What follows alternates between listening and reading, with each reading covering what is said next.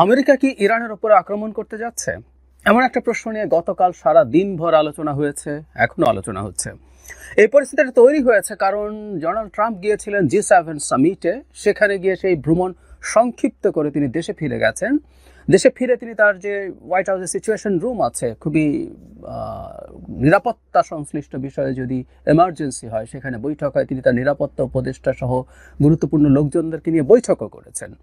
এবং তিনি G7 থেকে যাওয়ার সময় এবং এরপর যেসব কথাবার্তা আমাদের সামনে আসছে তাতে এটা মনে করার কারণ আছে, ফুল স্কেল যুদ্ধ না হলেও আমেরিকা সম্ভাবনা আছে যে ইরানে আক্রমণ করবে। মানে আমেরিকাকে কেন ডাকা হচ্ছে সে প্রসঙ্গে আসবো, কিন্তু তিনি কি বলেছেন আগে সেগুলো নিয়ে একটু কথা বলি। সেটা হচ্ছে তিনি ইরানের কমপ্লিট আনকন্ডিশনাল সারেন্ডারের কথা বলেছেন। মানে কোনো আনকন্ডিশনাল সারেন্ডার, একদম ক্লিয়ার কাট, যে কোনো কন্ডিশন দেওয়া যাবে না। আদার নিউক্লিয়ার যে কর্মসূচি আছে সেটা তো বাতিল করতে হবে বলা হচ্ছেই দীর্ঘদিন থেকে, সেটা বলেছেন। এবং তিনি এক ধরনের হুমকি ইরানের সর্বোচ্চ ধর্মীয় নেতা যিনি আলী খামেনিকে দিয়েছেন। সেটা হচ্ছে তিনি বলছেন যে উনি খুব ভালোভাবেই জানেন খামেনি কোথায় আছে, কিন্তু এই মুহূর্তে তাকে হত্যা করার কোনো পরিকল্পনা আমেরিকান নেই। ইনফ্যাক্ট কিছুদিন আগে এরকম একটা নিউজ এসেছিল যে ইসরায়েল তাকে হত্যা করার সিদ্ধান্ত নিয়েছিল, কিন্তু আমেরিকা মানে ডোনাল্ড ট্রাম্প সেটাকে নিষেধ করেছে। মানে আমরা এই প্রসঙ্গে একটু জেনে রাখবো যে কোনো দেশের কোনো নেতাকে হত্যা করা বা কোনো দেশের রেজিম পরিবর্তন করার মতো আলাপ প্রকাশ্যে এখনকার পৃথিবীতে করা যায় না। যদিও নেতানিয়াহু শুরু থেকেই এই রেজিমের পতনের জন্য জনগণকে ডেকেছেন, শুধু সেটা না, তাকে হত্যা করার কথা বলেছেন। আমাদের মনে আছে হয়তো রাশিয়া যখন ইউক্রেন আক্রমণ করে তখন বাইডেন একবার পুতিনের ক্ষমতা থেকে অপসারণের আলাপ তুলেছিলেন এবং সেটা পরবর্তীতে খুব দ্রুত তারা সেই জায়গা থেকে সরে এসেছিলেন। সো ডোনাল্ড ট্রাম্প এরকম একটা হুমকিও আসলে দিয়ে রাখলেন যে আমরা জানি কোথায় তুমি আছো এবং আমরা চাইলে তোমাকে হত্যা করতে পারি। এর আগে ইনফ্যাক্ট যারা খামেনি হয়তো তার এই ঝুঁকির কথা জানেন, বোঝেন না, বোঝার কোনো কারণ নেই। বিশেষ করে তার দেশে যেভাবে গুপ্তচর ছড়িয়ে পড়েছে, তার অবস্থান, তিনি কি করছেন না করছেন এটা জানা আছে, হয়তো তিনি জানেন। সেটা জেনেই হয়তো তিনি তার মৃত্যুর জন্য প্রস্তুত ধরনের কথাবার্তা বলেছেন। তো যাই হোক, তিনি গেলেন এবং যাওয়ার পর তিনি আসলে এখন পর্যন্ত যেসব খবর বিভিন্ন সূত্রের বরাতে ওয়েস্টার্ন মিডিয়াতে এসছে তাতে মনে হয় যে তিনি এটাকে ঠিক উড়িয়ে দিচ্ছেন না।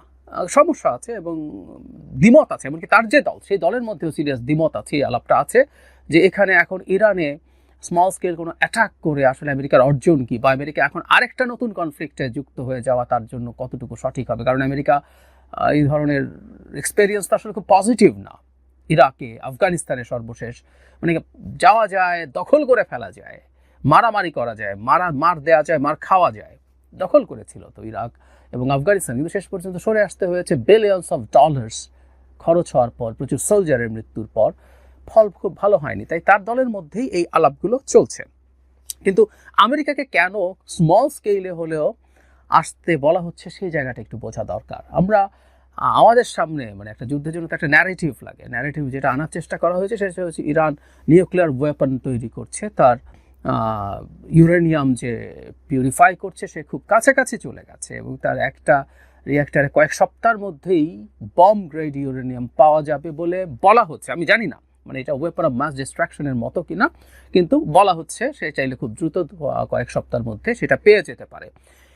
এবং আসলে আমি আরেকটা ভিডিও করব এটা নিয়ে। ইরান এবার যেভাবে ইসরায়েলকে জবাব দিয়েছে, ইরানের যে সক্ষমতা দেখাতে পেরেছে, ভবিষ্যতে ইরানে আসলে এই রেজিম ক্ষমতায় থাকতে পারবে না এবং এই ইরানকে টু সাম এক্সটেন্ট ধ্বংসস্তূপে পরিণত করার চেষ্টা আসলে হবেই। কেন, আমি সেটা নিয়ে আলাদাভাবে কথা বলবো। যাই হোক, ইরান যেহেতু দেখাতে পেরেছে যে তারা তাদের ব্যালিস্টিক মিসাইল ইসরায়েলের টার্গেটে হিট করতে পারে, তাহলে যদি এরকম হয় যে ইরান একটা নিউক্লিয়ার ওয়েপন সে ইসরায়েলে পৌঁছে দিতে পারলো ঠিকঠাকভাবে, তাহলে কি দাঁড়াবে? এই প্রশ্ন বাইরে থেকে করা যায়। এখন তাহলে কি হলো? আমরা গতদিন আলাপ করেছি যে ইসরায়েল সারফেসে থাকা যে স্থাপনা আছে, নিউক্লিয়ার যে স্থাপনাগুলো আছে সেগুলোতে ধ্বংস করেছে এবং তারা কিছু কিছু বাংকার বাস্টার বোমা বলে সেগুলো ব্যবহার করেছে। GBU-72 ব্যবহার করেছে সম্ভবত, GBU-37, 43 এরকম কতগুলো বোমা ব্যবহার করেছে, যেগুলোর পেনিট্রেটিং পাওয়ার আসলে খুব বেশি না।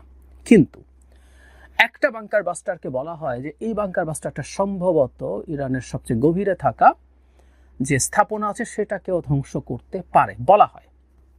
এখন এটা আসলে কতটুকু সঠিক এটা বলা কঠিন, কারণ হলো এগুলোর আসলে খুবই ক্লাসিফাইড তথ্য যে এটা কতটুকু পারবে বা পারবে না।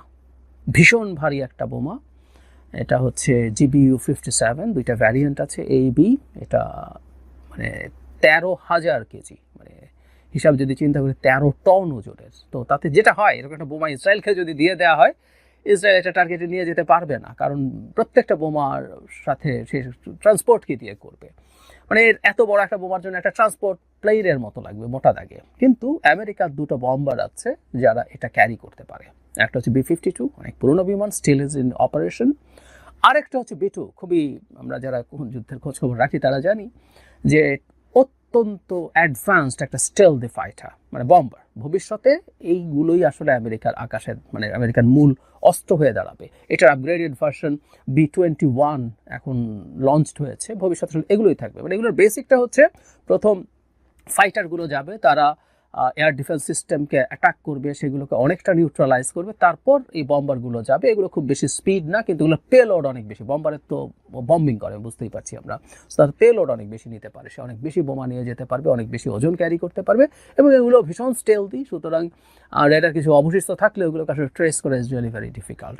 সো এই বোমাটা ক্যারি করার মতো, 57 ক্যারি করার মতো সক্ষমতা আমেরিকারই আছে। B-52 না গিয়ে হয়তো B-2ই যাবে, কারণ হলো B-2 স্টেলদি, B-52 পুরনো বিমান, এটা খুব দ্রুত আকাশে ধরা পড়ে যাওয়ার সম্ভাবনা থাকে। তো সেই বোমা দিয়ে যদি অ্যাটাক করা হয়, বলা হচ্ছে এটা মাল্টি লেয়ার, তার বিস্ফোরণ করে করে ভেতরে ঢুকে যেতে পারে। এটা আবারও বলছি, এটা ক্লাসিফাইড, 300-400 ফুট পর্যন্ত যেতে পারবে বলা হচ্ছে, কিন্তু আমি কোথাও কোথাও দেখেছি 800 মিটারেও নাকি আছে, আই ডোন্ট নো। কিন্তু এই আলাপটা এখন হচ্ছে যে আমেরিকা যদি এই অ্যাটাকটা করে দেয়, এই অ্যাটাকটা করার জন্য আসলে আমেরিকাকে প্রাইমারিলি ডাকা হচ্ছে। তার মানে এই অ্যাটাকটা যদি হয়, এটা চোখ বন্ধ করে বলে দেওয়া যাবে এটা আমেরিকা করেছে, কারণ এটার ক্যাপাবিলিটি ইসরায়েলের নেই। আরেকটা বোমা আছে GBU-43, এটাকে মোয়াব বলে, মাদার অফ অল বম্বস। মানে আমেরিকা ক্লেম করেছে যে কনভেনশনাল ওয়েপনের সবচেয়ে শক্তিশালী বোমা এটা, তারা ক্লেম করছে। অবশ্যই এখানে একটু অফ টপিক হলো যোগ করে রাখি, এটা আমেরিকা ডেটোনেট করার পর রাশিয়া তার আরেকটা বোমা বানিয়ে বলেছে ফোয়াব, ফাদার অফ অল বম্বস, তারা বলছে এটা তার চেয়ে বেশি পাওয়ারফুল। যাই হোক, আমেরিকা এই বোমাটা আফগানিস্তানে একটা ব্যবহার করেছে, সো এটা খুবই পাওয়ারফুল, অতি পাওয়ারফুল। কিন্তু এটা আবার B-2 দিয়েও ট্রান্সপোর্ট করা যায় না, এটা রীতিমতো একটা ট্রান্সপোর্ট প্লেন থেকে C-130 হারকিউলিস থেকে এটাকে করা হয়েছিল। সো এটা ইউজ করা সম্ভবত হবে না এখনই, কারণ হচ্ছে এটা ট্রান্সপোর্ট প্লেনে করে যাওয়া it's a very easy target, তারা ইরানিদের টার্গেটে পরিণত হতে পারে। তাহলে প্রাথমিকভাবে আলোচনায় আসছে GBU-57 দিয়ে আমেরিকা অ্যাটাক করবে। এখন আমেরিকা কাজটা করবে কিনা অনেকগুলো, একটা টেকনিক্যাল প্রশ্ন আছে। মানে আমেরিকা অ্যাটাক করলো এবং সে তার ডিজায়ার্ড সাকসেস পেল না, তাহলে কি দাঁড়াবে? মানে আমেরিকার মানে এটা একটা মারাত্মক ডেটারেন্ট যে আমার কাছে কিন্তু এরকম বোমা আছে, আই ক্যান ডু দিস, সে তার ক্যাপাবিলিটির একটা হাইপ তৈরি করে রাখা যায়। কিন্তু সে ইউজ করলো এবং পরবর্তীতে দেখা গেলো তেমন কিছু হলো না। ওখানে ইরান তার ক্যামেরা নিয়ে গেল, সে যদি দেখায় যে কী ক্ষয়ক্ষতি হয়েছে এবং GBU-57ও ফেল করেছে, সেটা আমেরিকার জন্য হিউমিলেটিং তো বটেই। আমি জানি না এই হিসাবগুলো তারা করছে কিনা, কিন্তু আমার নিজের কাছে এটা মাথায় আসলো। এর বাইরে আমেরিকা এখানে যদি জড়িয়ে পড়ে, ইসরায়েল আমেরিকান স্থাপনায় অ্যাটাক এতদিন করে নাই, কারণ সে চেয়েছে আমেরিকা এখানে সরাসরি যুক্ত না হয়ে যাক। কিন্তু আমেরিকা যদি এখানে নিজ থেকে যুক্ত হয়ে যায়, তাহলে ইসরায়েলের তার কোনো বাধা নেই। ইসরায়েল আমেরিকান বিভিন্ন বেসে, বিভিন্ন দেশে থাকা বিভিন্ন বেসে ইরান বিভিন্ন বেসে ইরান অ্যাটাক করবে, এবং সেই ক্ষেত্রে বিভিন্ন দেশে তার অ্যাটাক করার একটা লেজিটিমেসি তৈরি হবে, যুদ্ধটা ছড়িয়ে পড়ার ঝুঁকি আছে। এইসব কারণেই তার নিজের ভেতরেও এই আলাপটা হয়েছেই। আর যদি তার এই ধরে বমিং করে নিউক্লিয়ার ফ্যাসিলিটি পুরো ধ্বংস করা সম্ভব না হয়, তাহলে হাজার প্রশ্ন এখন, তাহলে কি ইরাকে যা করা হয়েছিল ওরা গ্রাউন্ড অ্যাটাকের চিন্তা করবে? যদি করে তো কি হবে? ধরে নিলাম ইরান ক্যাপচার করে ফেললো, ইরান অকুপাই করে ফেললো, ইটস ভেরি টাফ আর অলমোস্ট ইম্পসিবল। তারপর আমরা ধরে নিলাম যে তারা এটা করলেন, সো হোয়াট? এই এক্সপিরিয়েন্সগুলো সামনে আসছে, ইরাকে দখল করে রেখে কী হয়েছে, আফগানিস্তানে দখল করে রেখে কী হয়েছে?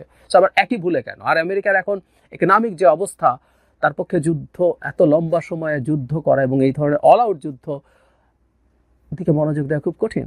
আর একটা সুপার পাওয়ার হিসাবে সব কনসেন্ট্রেশন এদিকে যদি দেয়, তার আরও অনেক মনোযোগের জায়গা আছে।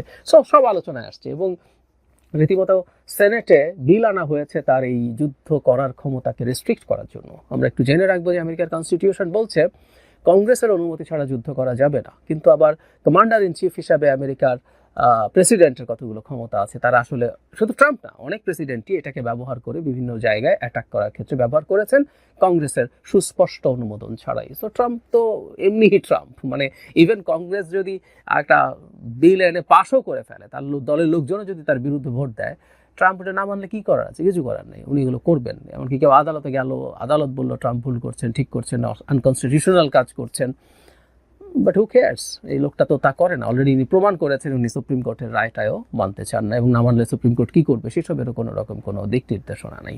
সো এই হচ্ছে বর্তমান প্রেক্ষাপট। এখন দাঁড়িয়ে আমরা কি বলতে পারি? আমেরিকা কি কিছু অ্যাটাক করবে? ট্রাম্প খুব আনপ্রেডিক্টেবল, প্রথম থেকে আমরা বলছি। ট্রাম্প আসলে কি করবেন এটা বলা কঠিন, বোঝা কঠিন। মানে ট্রাম্প দায়িত্বে আসার পর থেকে পৃথিবীর সবচেয়ে বড় যে প্রবলেমটা তৈরি হয়েছে আমেরিকাকে নিয়ে, এই কথা অনেকেই বলেন, সেটা সিকিউরিটি পয়েন্টে হোক, সেটা ইকোনমিক পয়েন্টে হোক, যে আমেরিকা একটা আনরিলায়েবল কান্ট্রি হয়ে গেছে। পৃথিবীর সবচেয়ে বড় পরাশক্তিটা আনরিলায়েবল। ট্রাম্প কী করবেন, তার কখন কী ইচ্ছা হবে, তিনি একটা উইমজিক্যাল সিদ্ধান্ত নিয়ে কাজ করে ফেলতেই পারেন।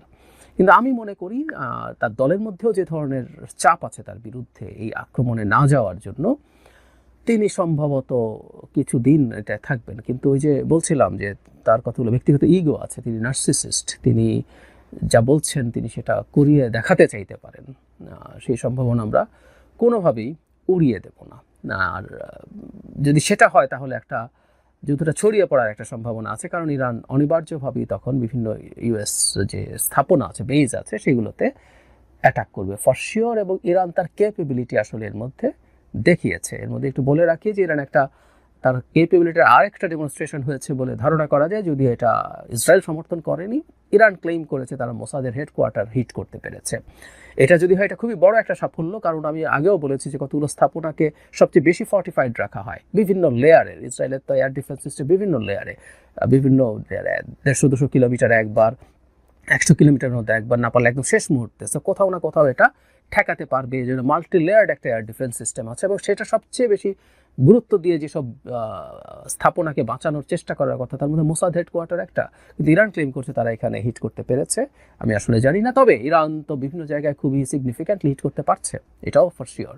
এবং বলা হচ্ছে ইরান তার প্রথম দিকের একটু ওল্ডার ব্যালিস্টিক মিসাইলগুলো আগে ব্যবহার করেছে, কিন্তু এখন তার হিটের সংখ্যা, তার মিসাইল লঞ্চিং কমছে কিন্তু হিটের সংখ্যা বাড়ছে। কারণ হলো মিসাইল লঞ্চিং কমারই কথা, তার আসলে স্টকপাইল খুব বেশি নেই, কিন্তু হিটের সংখ্যা বাড়ছে কারণ সে এখন মোর অ্যাডভান্স প্রযুক্তির ব্যালিস্টিক মিসাইলগুলো ব্যবহার করছে।